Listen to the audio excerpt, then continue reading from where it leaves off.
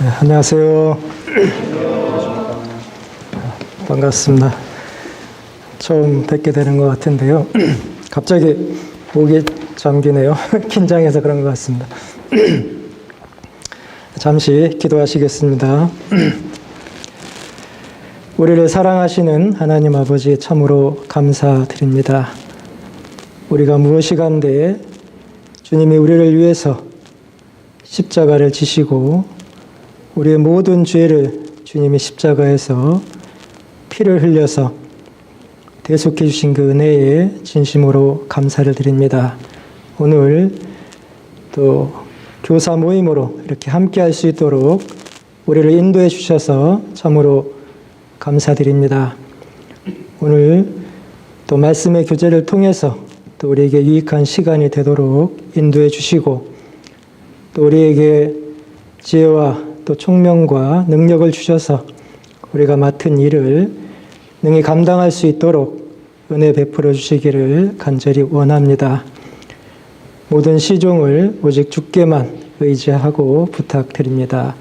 우리를 구원해 주신 예수님의 이름으로 감사하며 기도드렸습니다. 아멘. 열왕기하 6장입니다. 열왕기하 6장 8절. 때에 아람 왕이 이스라엘로 더불어 싸우며 그 신복들과 의논하여 이르기를 우리가 아무데 진을 치라 하였더니 14절. 왕이 이에 말과 병거와 많은 군사를 보내매 저희가 밤에 가서 그 성을 에워쌌더라. 하나님의 사람의 수종드는 자가 일찍이 일어나서 나가 보니 군사의 말과 병거가 성을 에워쌌는지라. 그 사환이 엘리사에게 고하되 내 주여 우리가 어찌하리이까. 대답하되 두려워하지 말라.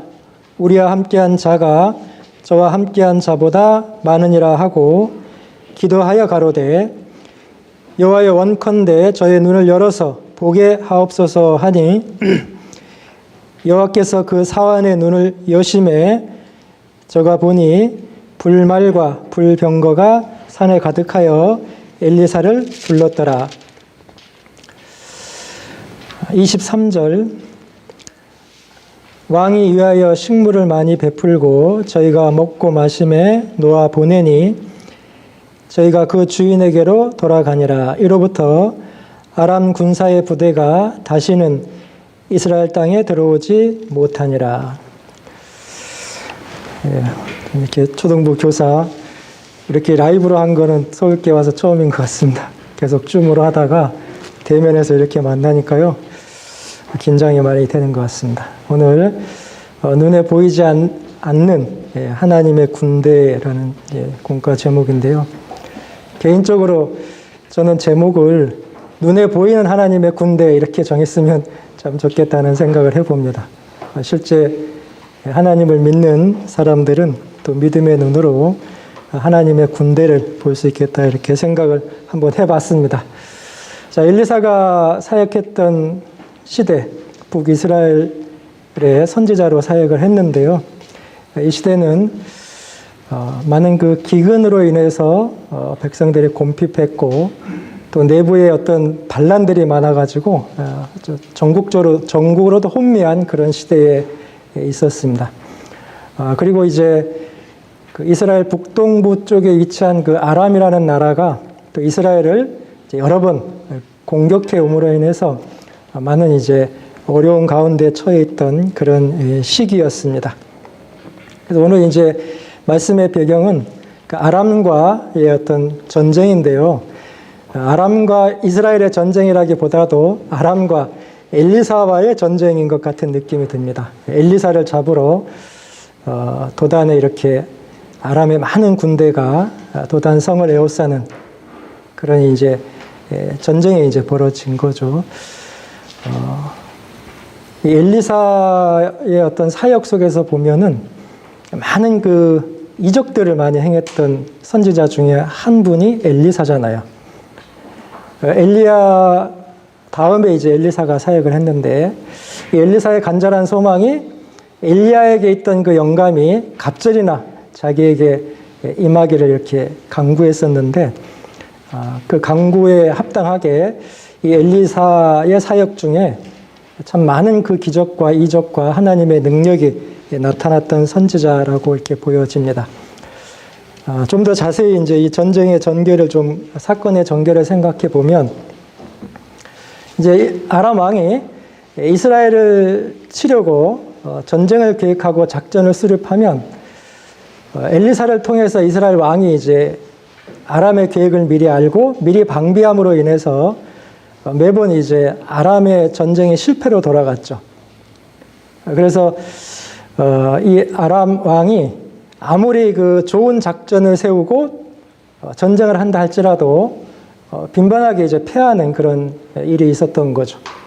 그래서 아람 왕이 어떻게 해서 이렇게 이스라엘은 우리가 전쟁하려고 하면 미리 아냐 이렇게 이제 생각하고, 혹시 우리 신하 중에 내통하는 신하가 있지 않냐 이렇게 이제 의심을 했잖아요. 근데 한 신하가 이스라엘에는 엘리사라는 하나님의 선지자가 있어서 왕이 침실에서 하는 얘기도 다 듣고 왕에게 고한다고 이렇게 말을 하죠.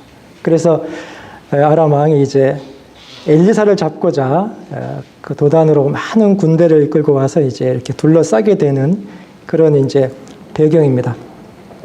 그때 이제 엘리사는 뭐 두려워하거나 당황하지 않고 이제 잘 있었는데, 그 엘리사의 수종드는 사환이 그 많은 군대를 보고 두려워했죠.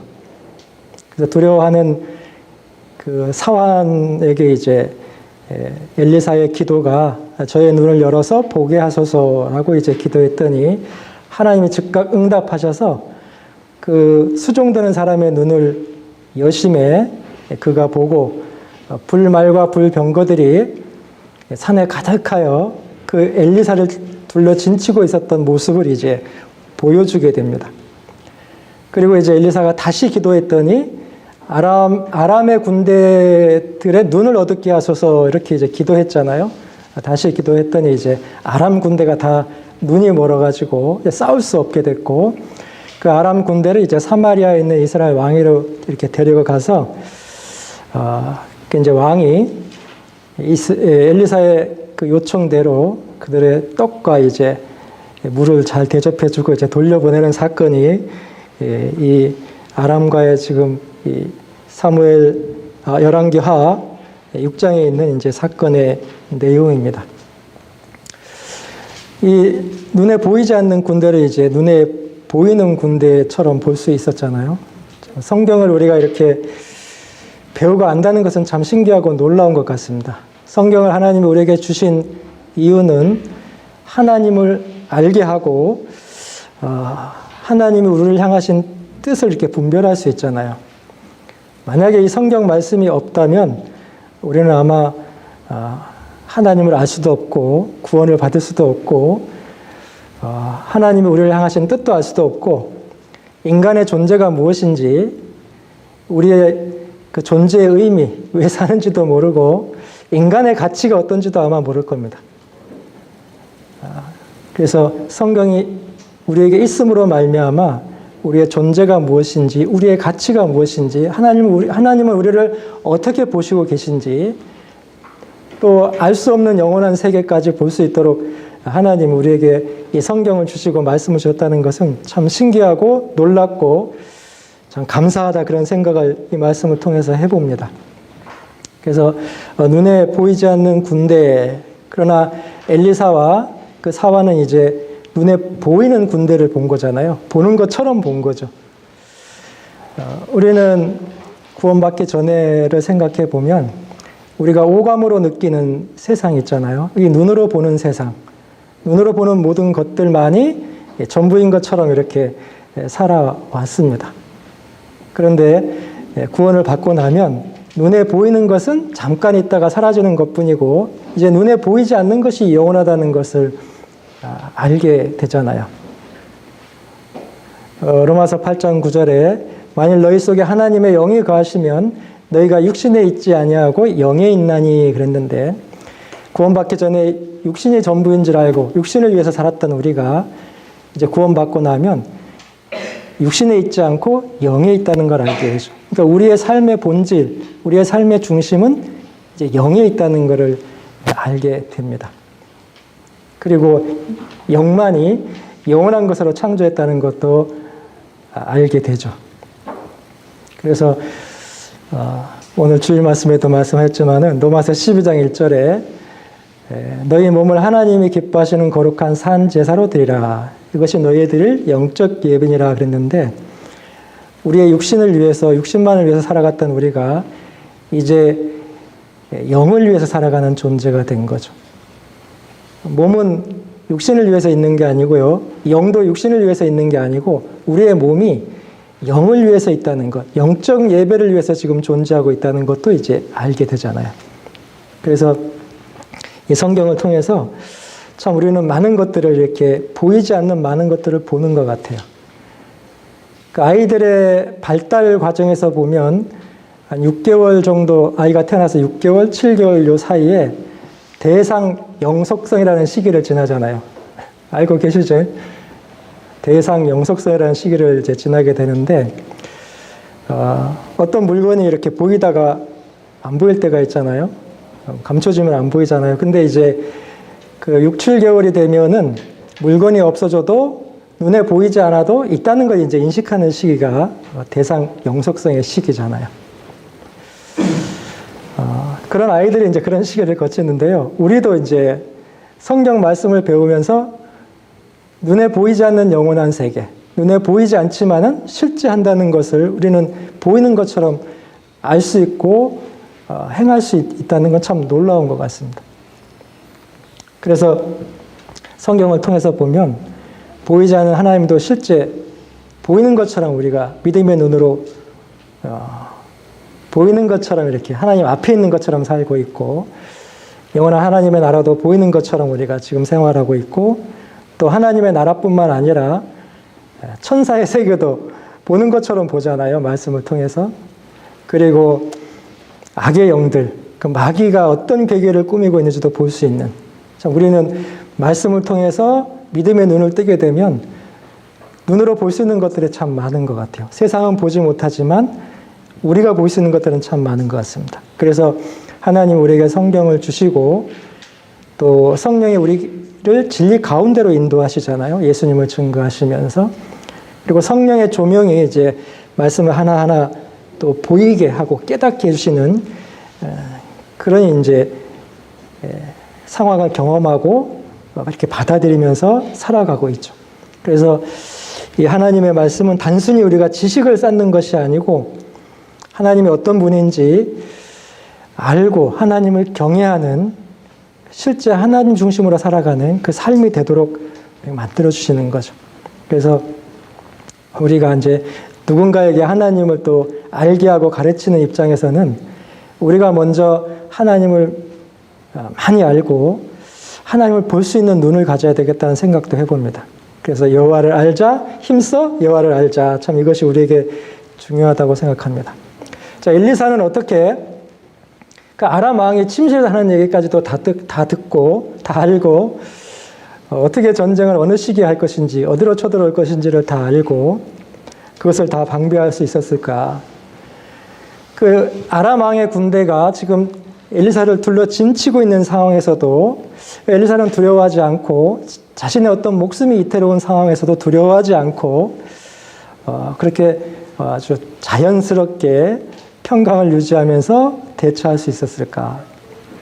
어떻게 그 두려워하는 사환에게 두려워하지 말라고 말할 수 있었고 그의 눈을 열어서 정말 그 하나님을, 군대를 볼 수 있도록 그렇게 만들어줬을까? 이게 좀 궁금하잖아요. 근데 엘리사는 하나님의 사람, 하나님의 선지자였다는 거죠. 그래서 아모스 3장 7절에 보면은 주 여호와께서는 자기의 비밀을 그 종 선지자들에게 보이지 아니하시고는 결코 행하심이 없으다 그랬잖아요. 그러니까 하나님은 선지자를 세우시고 먼저 자기의 비밀을 보여주셨기 때문에 그게 이제 선지자고 하나님의 사람이었죠. 그러니까 먼저 보여주시고 아시게 하는 겁니다. 동일하게 성령의 시대에 우리들에게 적용시켜 보면 성령은 우리에게 먼저 보이시는, 우리가 교사로서 또 아이들을 가르치기 전에 분명히 하나님은 우리에게 뭔가를 먼저 보여주시고 행하게 하신다는 거죠. 그런 의미에서 우리 교사의 위치는 참 중요한 위치에 있는 것 같습니다. 그래서 그 아람과의 전쟁에서 엘리사가 취한 태도는 우리가 참 교훈받아야 될 내용들이 참 많은 것 같습니다. 이 세상에서도 이제 수많은 전쟁들이 있잖아요. 이 세상의 전쟁은 어떤 인간의 야욕, 이해관계의 충돌로 이렇게 일어나잖아요. 근데 이제 하나님의 전쟁은 이 세상의 전쟁과는 다릅니다. 하나님의 전쟁은 하나님이 싸우시는 전쟁이에요. 그래서 사무엘상 17장에 보면 전쟁은 여호와께 속한 것인지 그랬잖아요. 그러니까 하나님의 백성과 전쟁은 항상 하나님이 싸워주시는 전쟁이라는 거죠. 그래서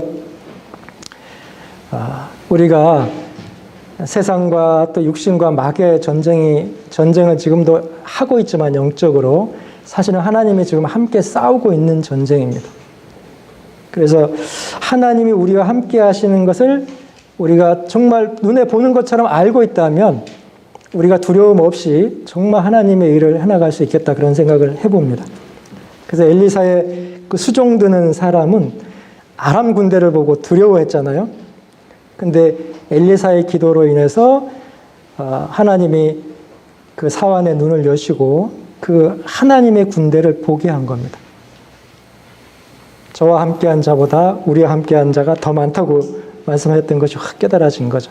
시편 34편 7절에 보면은 여호와의 사자가 주를 경외하는 자를 둘러 진치고 그를 건지시는도다, 이렇게 말씀하셨는데, 여호와의 사자가, 천사가 주를 경외하는 자, 구원받은 사람들이죠. 구원받은 사람을 둘러 진치고 그를 건지신다고 말씀하셨는데, 이 구원받은 사람, 하나님의 자녀가 된 사람은요, 이것도 볼 수 있어야 될 것 같아요. 우리가 아무리 어려움이 있고 아무리 고난 가운데 있다 할지라도 하나님의 사자가 지금 우리를 둘러 진치고 건진다는 것을 믿음으로 볼 수 있어야 되겠죠. 우리나 또 우리 아이들한테 하나님이 이렇게 하신다는 걸 이렇게 보여준다면요, 우리 아이들이 정말 두려움 없이 정말 온전한 신앙으로 이렇게 신앙의 성장해 가지 않을까 생각이 들고, 또 우리는 분명히 그걸 보여줄 수 있는 하나님이 우리에게 주신 지혜가 있을 겁니다. 그래서 우리 아이들에게 이렇게 하나님이 어떤 분인지, 하나님이 어떻게 역사하는지 이런 것을 이제 이렇게 이미지화 시켜서 이렇게 보여줄 필요가 있어요.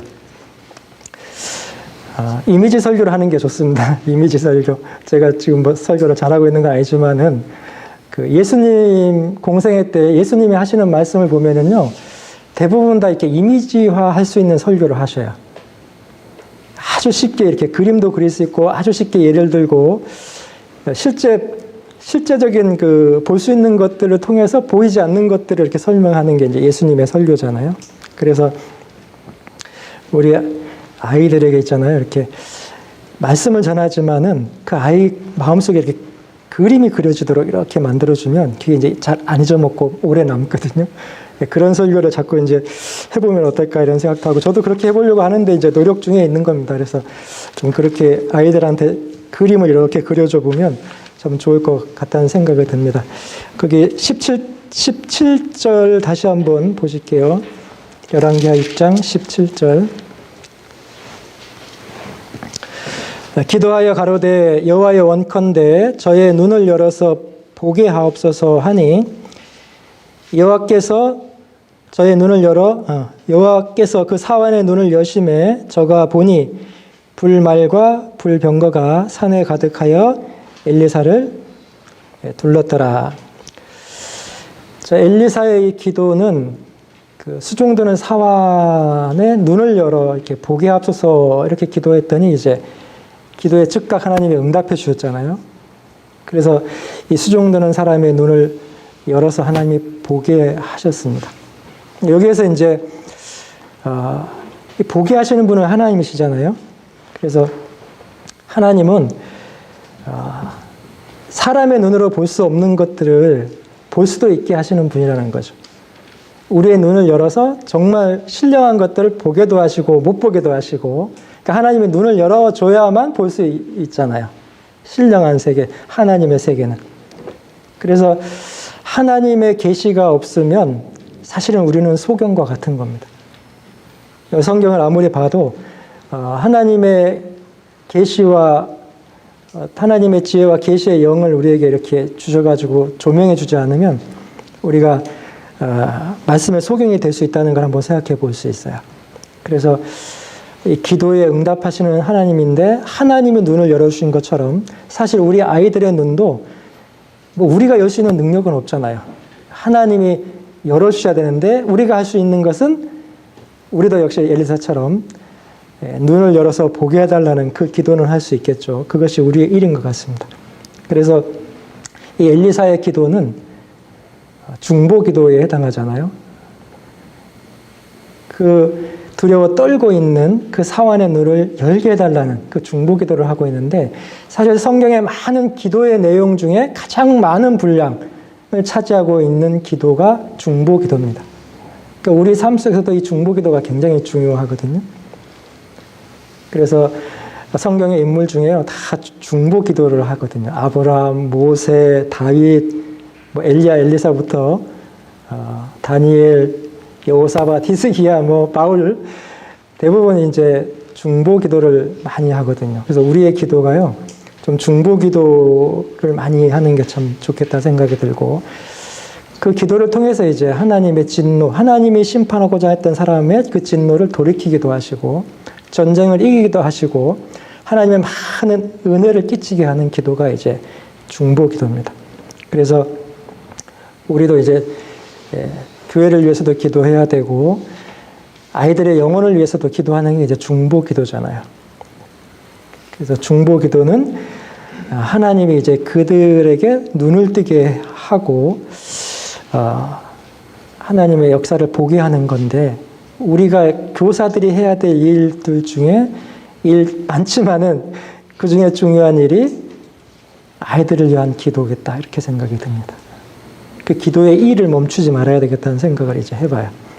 시편 119편 18절에 내 눈을 열어서 주의 법에 귀한 것을 보게 하소서, 이렇게 이제 말씀하셨는데, 먼저는 내 눈이 열려야 되잖아요. 내 눈에 열리지 않았는데 다른 사람 눈을 뜨게 할 수가 없죠.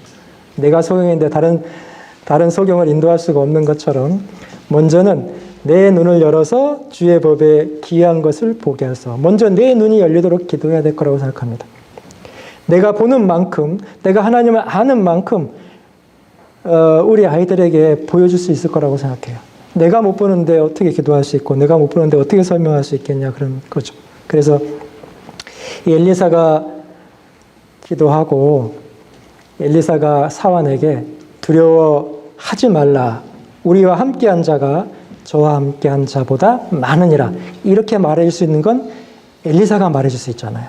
먼저 보고 있기 때문에 우리가 먼저 봐야만 우리 아이들에게 두려워하지 말라 이렇게 말해줄 수 있고, 우리 하나님이 지금 우리와 함께 어떻게 계신지도 설명해 줄 수 있을 거라고 생각을 합니다. 그래서 우리들의 기도가 아이들의 눈을 하나님이 열어주신다면 정말 그 아이들의 눈에 비치는 모든 것이 하나님을 볼 수 있다고 생각을 합니다. 우리가 눈에 보이는 것 있잖아요. 나무나 풀이나 꽃이나 열매나 공중을 나는 새나 바다의 물고기나 해와 달과 별들, 사계절의 변화, 이런 변화 속에서 사실은 우리가 하나님을 얼마든지 볼 수 있잖아요. 그 하나님 만드신 피조물에 하나님의 영원하신 능력과 신성이 분명히 보여 알게 된다고 되어 있잖아요. 이런 창조물을 통해서 하나님의 그 영원하신 능력과 신성을 매일매일 볼 수 있다면, 아이들이 그거를 볼 수 있다면 그 광대하신 하나님을 정말 찬양할 수 있다고 생각해요. 그 눈이 열려져 있다면. 그리고 예수님의 십자가의 죽으심을 통해서 하나님이 얼마나 우리를 사랑하셨는지를 볼 수 있다면 정말 우리도 바울처럼, 다윗처럼 하나님을 경외하고 살아갈 수 있지 않겠나 그런 생각을 해봅니다. 그래서 하나님이 우리에게 주시고자 하는 영원한 나라를 소망할 수 있고 잠시 후에 만날 그 하나님을 소망할 수 있고 그 하나님이 우리에게 주실 영광을 미리 볼 수 있는 그 눈을 우리가 아이들한테 가지게만 한다면 아마 멋진 하나님 앞에서의 멋진 그리스도인의 삶을 살 수 있지 않을까 이렇게 생각을 해봅니다. 엘리사의 수종드는 사환은 그 아람 군대를 보고 두려워했거든요. 정말 절망스럽고 두려워하는 그 상태에 있었잖아요. 근데 이 보이지 않는 하나님의 군대를 보고 나서 그 두려움이 사라졌잖아요. 그래서 우리도 하나님이 함께 하시는 이 모습을 볼 수만 있다면 우리도 두려움 없이 신앙생활을 할 수 있겠다 생각이 들어요. 디모데후서 말씀을 찾아볼게요. 디모데후서 1장 7절입니다.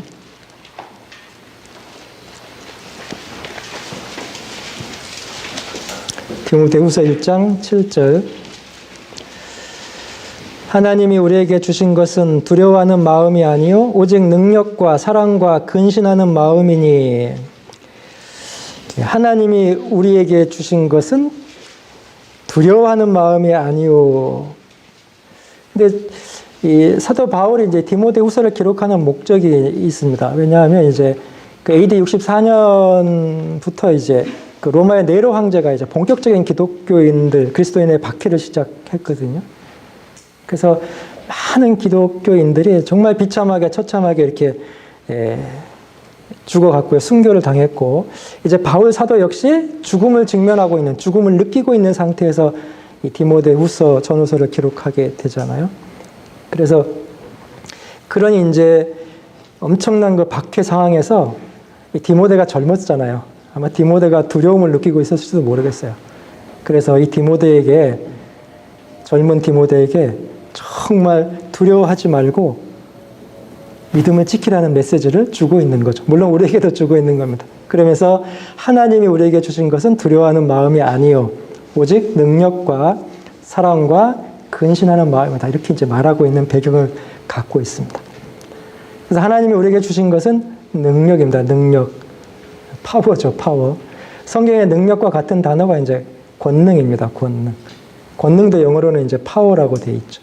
그래서 하나님이 우리에게 주신 것은 두려워하는 마음이 아니고 능력이다. 이렇게 말씀하고 있죠. 예수님이 이 땅에서 가장 마지막에 한 말씀이 뭘까요? 무슨 말씀 하셨을까요? 다 알고 계시죠? 예수님이 이 땅에서 가장 마지막으로 하신 말씀 있잖아요. 사도행전 1장 8절이라고 저는 생각합니다. 예수님이 이 땅에서 마지막 하시고 승천하셨는데 그 마지막 하신 말씀이 사도행전 1장이죠. 오직 성령이 너에게 임하시면 너희가 권능을 받고 예루살렘과 온 유대와 사마리아와 땅끝까지 이르러 내 증인이 되리라. 예수님 이 땅에서 마지막 하신 말씀이야. 근데 오직 성령이 너에게 임하시면 이제 승천하시고 10일 후에 성령이 이제 오순절날 오셨잖아요. 그 성령이 오시면 너희가 권능을 받고 그랬잖아요. 성령이 오실 때 권능을 같이 받는 거죠. 그런데 여기서 말하는 권능, 여기서 말하는 하나님이 주신 능력은요, 어떤 세상에서 생각하는 그런 파워가 아니라는 거죠. 세상에서 엄청나게 큰 일을 하고, 엄청난 그 권력을 가지고, 엄청난 세상의 개혁을 할 수 있는 그런 능력이 아니라는 겁니다. 하나님이 우리에게 주신 권능, 우리의 능력은요, 예수님처럼 살다가 예수님처럼 죽는 게 하나님이 주시는 능력이에요. 지금 디모데가 그 엄청난 기독교인의 박해에서 형제 자매들이 죽어가는 모습을 보고도 그 죽음이 다가와도 담대하게 이길 수 있는 그 능력입니다. 그리스도인은 그 능력이 있는 거예요. 그 능력을 성령이 우리에게 주시고 있는 겁니다. 신앙생활 하면서 많이 어려울 때가 있고 힘들 때가 있지만요, 이길 수 있잖아요, 우리는. 왜 이길 수 있냐면 하나님이 능력을 주셨기 때문에 이길 수 있는 거예요. 제가 가끔 가정을 해서 생각을 해보는데요. 만약에 성령이 구약시대처럼 지금 우리는 이제 성령이 들어오시면 분리될 수 없는 영으로 영원히 계신 거잖아요. 근데 만약에 구약시대처럼 지금 나에게 있던 성령이 떠난다고 가정을 해보면 나는 어떤 사람이 될까요? 막 이런 생각 해보면 좀 끔찍해요. 야, 나는 지금 저 세상 사람들 같이 살겠지만 저보다도 못하게 살 거라는 생각이 가끔 해보거든요. 근데 지금 내 안에 들어와 있는 성령, 그 성령 올 때 권능이 함께 있는 겁니다. 알게 모르게 함께 있어요. 그래서 그 권능이 있기 때문에 우리가 지금도 이 자리에 아마 있지 않을까. 하나님이 주신 능력 때문에 그런 생각을 해볼 때가 있습니다. 주를 위해 사는 고난, 어떤 핍박, 참 억울한 일도 많잖아요. 어떻게 보면. 그런 것도 다 이길 수 있는 권능이 우리한테 있어요. 만약에 하나님이 필요하시면 더 큰 능력을 주시면 글쎄 우리도 순교할 수 있는 능력도 주실 수도 있어요. 그게 우리 능력이 아니라 주시는 능력이어야 되니까. 그래서 우리가 교사의 직분을 수행할 수 있는 것이 사실은 내 능력이 아닙니다. 주님이 주시는 능력 가운데 우리가 있는 거예요. 그래서 주님이 주시는 것 중에 능력을 주시고 있다는 걸 늘 생각하셔야만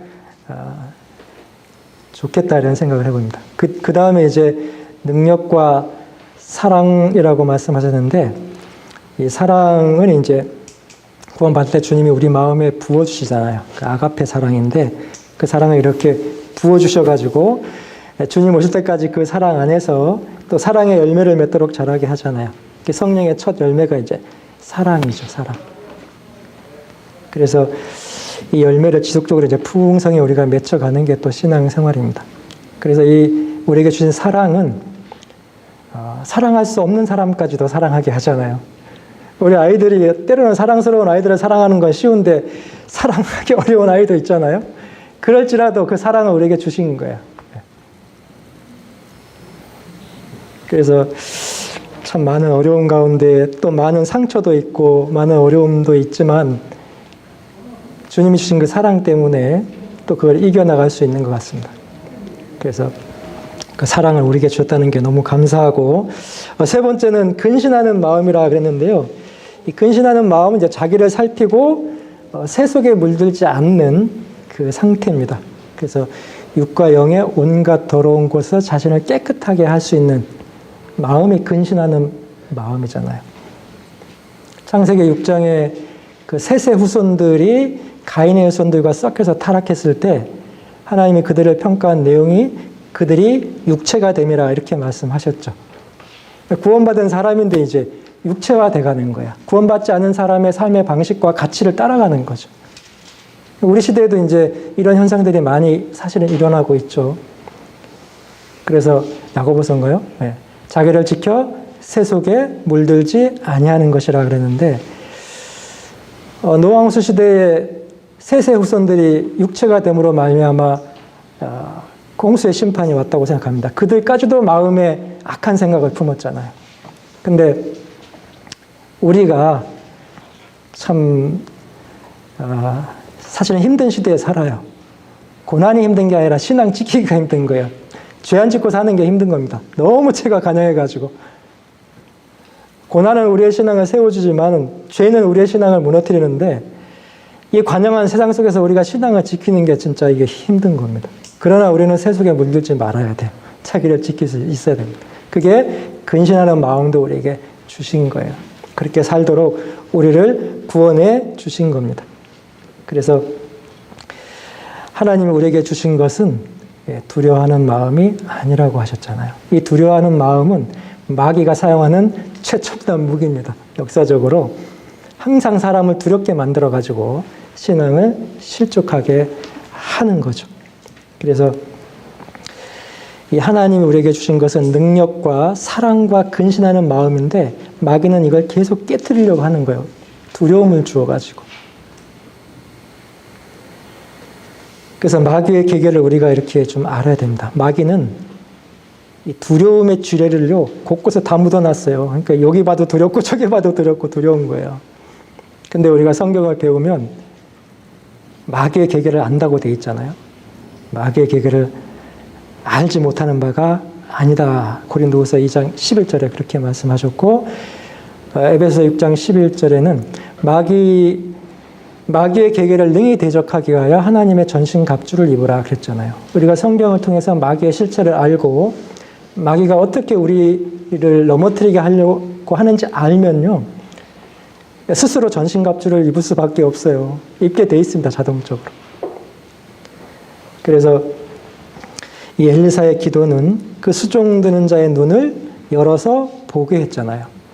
그럼 우리는 어떻게 해야 될까요? 우리는 내가 담당하고 있는 우리 아이들의 눈을 열어서 보게 해야 되잖아요. 무엇을 보게 해야 될까요? 에베소서 1장을 보겠습니다. 에베소서 1장.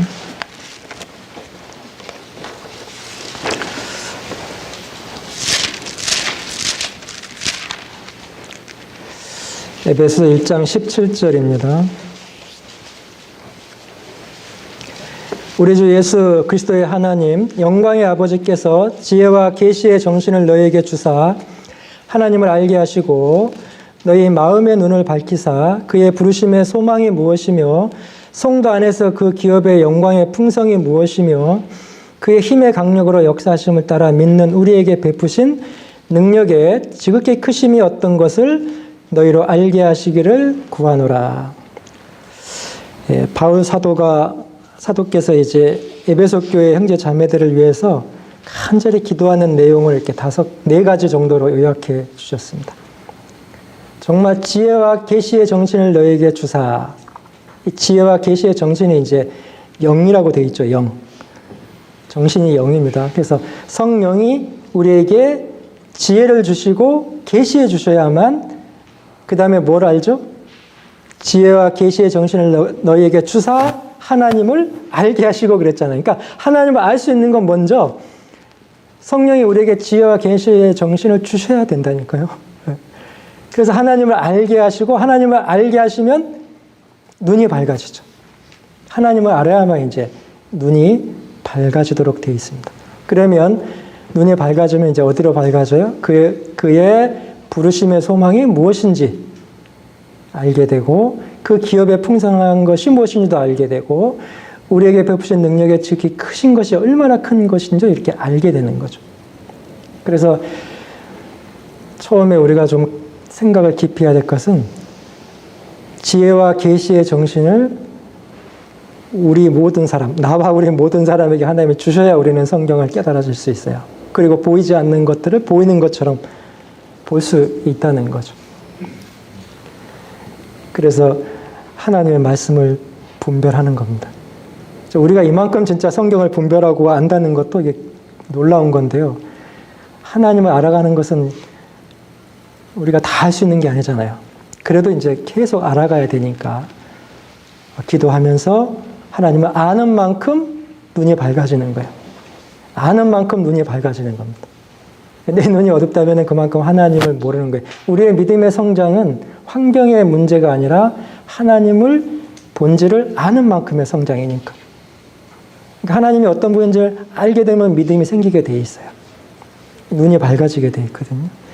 그리고 이 두 번째가 이제 그 에베소 교회 형제 자매들에게 부르심의 소망이 무엇인지 그걸 이제 보게 해달라고 기도하잖아요. 부르심의 소망, 이 소망 안에 우리의 신앙생활 전체가 사실 핵심이 담겨져 있는 거거든요. 이 부르심의 소망이 이제 하나님이 우리에게 주시는 상급을 바라보라는 거죠. 그래서 신앙생활을 잘할 수 있는 비결이 뭐냐면 상을 바라보는 겁니다. 부름의 상을 바라보는 거예요. 부르신 부름의 소망. 부르셨는데 왜 부르셨냐면요. 영원한 천국의 그 기업을 바라보기도 하지만 상을 또 바라보게 하는 거예요. 그래서 사도 바울께서 빌립보서 3장에 보면 형제들아 나는 아직 내가 잡은 줄로 여기지 아니하고 오직 한 일, 즉 뒤에 있는 것을 잊어버리고 앞에 있는 것을 잡으려고 표대를 향하여 그리스도 예수 안에서 하나님이 위에서 부르신 부름의 상을 위하여 쫓아가노라. 표대를 향하여 그런데 이 표대가 주님이 우리에게 수여해 주시는 그 시상대가 표대가 되는 거예요. 그 시상대가 표대가 되지 않으면 신앙생활을 잘 할 수가 없습니다. 절대. 그래서 신앙의 방향과 목표를 상에다 탁 두도록 해야 됩니다. 그 상에다 두지 않으면 신앙생활이 향방 없는 것처럼 되고 허공을 치는 것처럼 돼버려요.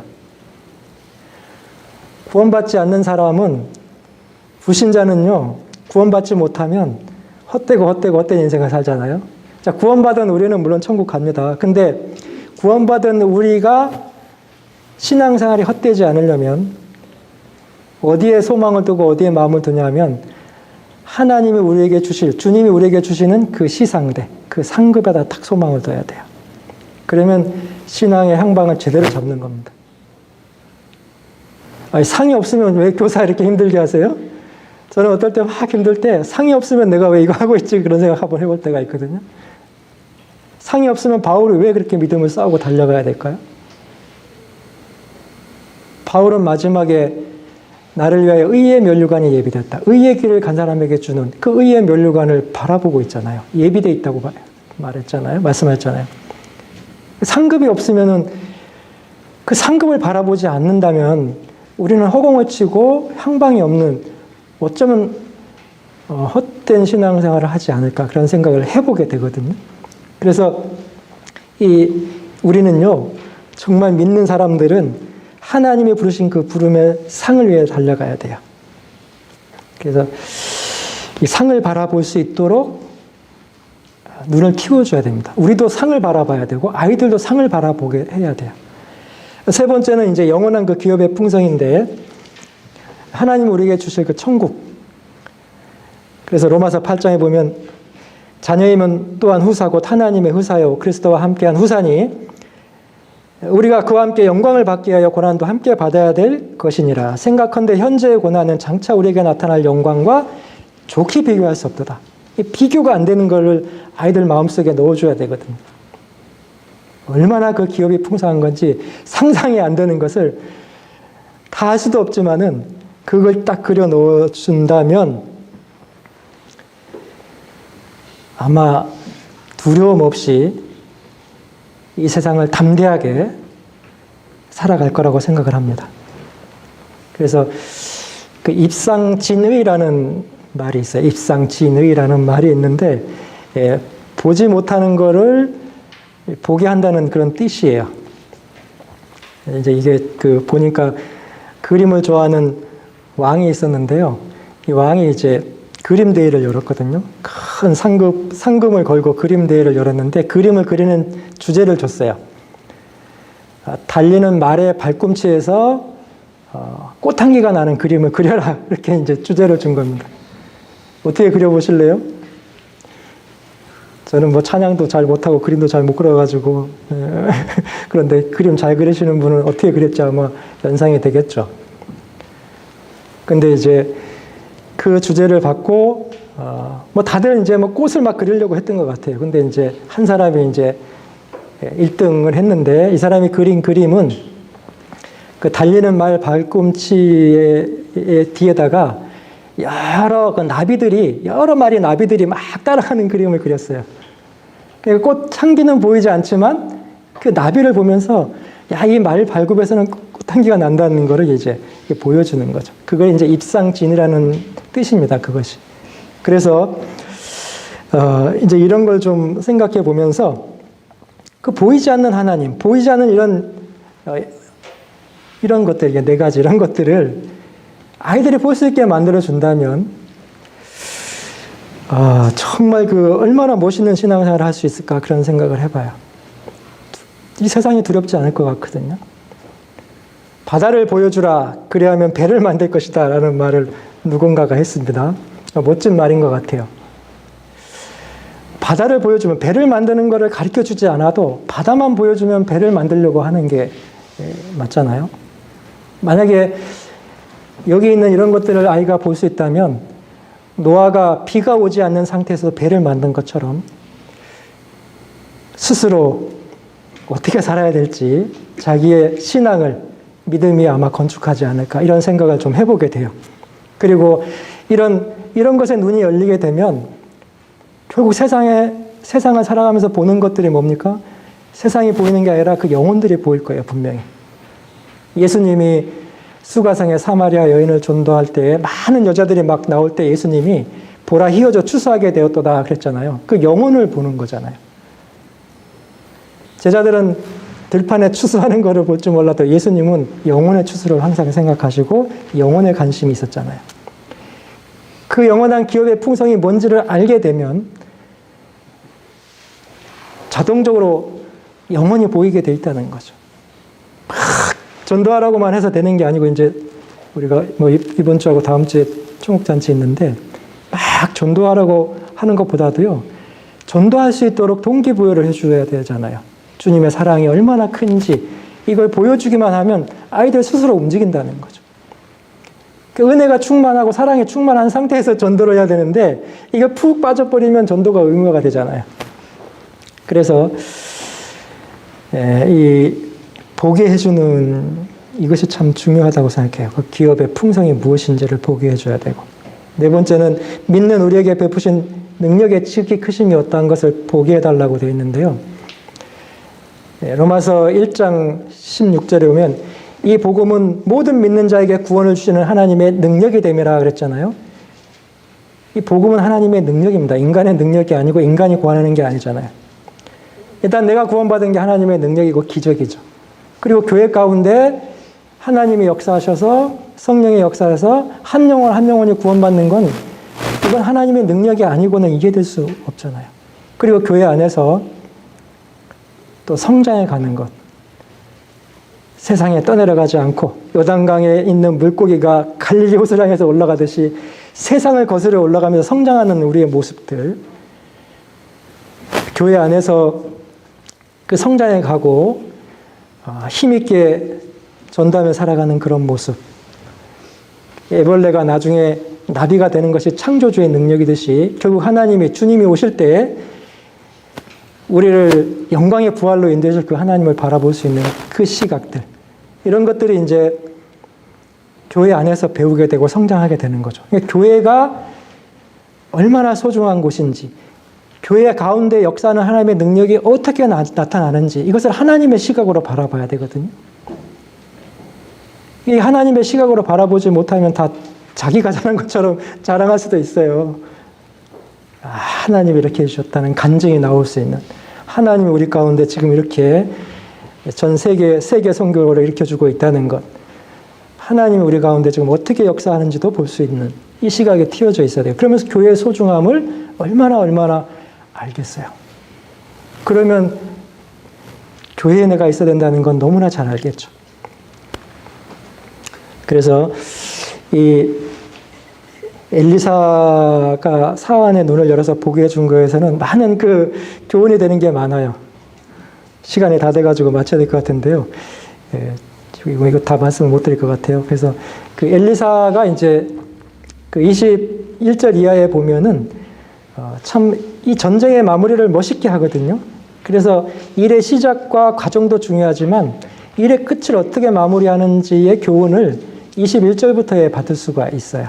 그래서 이 엘리사가 그 눈이 어두워진 아람 군대를 이끌고 사마리아 왕에게로 이렇게 데려가잖아요. 그리고 왕에게 처분을 맡기죠. 근데 왕은 내가 치리니까 내가 막 치리니까 이렇게 하는데 좀 웃음도 나오긴 하는데 엘리사는 그 싸울 능력을 다 상실한 그 사람을 쳐서 뭐예요? 그 아람 군대를. 그래서 떡과 물을 주고 선대해가지고 돌려보냈으면 좋겠다 했더니 아람 왕이 이제 그렇게 엘리사의 말대로 했잖아요. 그래서 이 엘리사는 자기의 마음대로 이 포로를 처리하지 않고 왕을 통해서 하도록 한 것은 참 지혜로운 처사이고요. 왕의 권위를 인정하고 이렇게 하는 모습은 겸손한 태도의 모습이고요. 하나님이 주신 능력이 엘리사에게 아무리 많다 하더라도 자기의 위치를 지킬 줄 아는 그런 지혜가 있었던 사람이 엘리사고요. 싸울 능력이 없는 그 적을 이제 뭐 엘리사가 우쭐대거나 감정을 드러내지 않고 은혜를 베풀어서 나중에 전쟁이 없도록 이렇게 하는 그런 것도 이제 교훈을 받을 만해요. 그래서 이제 우리에게 적용시켜 볼 것이 많이 있습니다. 우리가 신앙생활 가운데 어떻게 이제 윗사람과 아랫사람을 대하고 어떻게 이렇게 해야 되는지 어떻게 마무리를 잘하는 게 좋은지 이런 지혜도 얻을 수 있는 게 이 엘리사의 모습 속에서 있더라고요. 이제 시간이 없어서 그냥 자세히는 말씀 못 드리고 그 정도 말씀드리겠습니다. 마치도록 하겠습니다. 기도는 안 해도 되죠? 기도해야 됩니까? 기도. 하나님 감사합니다. 오늘 눈에 보이지 않는 군대, 또 엘리사가 사환의 눈을 열어서 보게 하신 것처럼 이 말씀을 통해서 우리가 교훈을 받았습니다. 우리 교사들의 영적인 눈을, 믿음의 눈을 주님께서 지혜와 계시의 영으로 더 볼 수 있게 해주시고, 또 우리 아이들에게 두려워하지 않고 세상 속에서 담대히 또 우리의 신앙을 지킬 수 있도록, 그들의 눈도 열어줄 수 있도록 주님께서 인도해 주시기를 간절히 원합니다. 우리 교사들에게 필요한 지혜와 총명과 또 능력, 또 사랑하는 그 마음들, 또 자신을 돌아보는 마음들을 늘 허락해 주셔서 주님 오실 그날에 부끄러움 없기를 간절히 원합니다.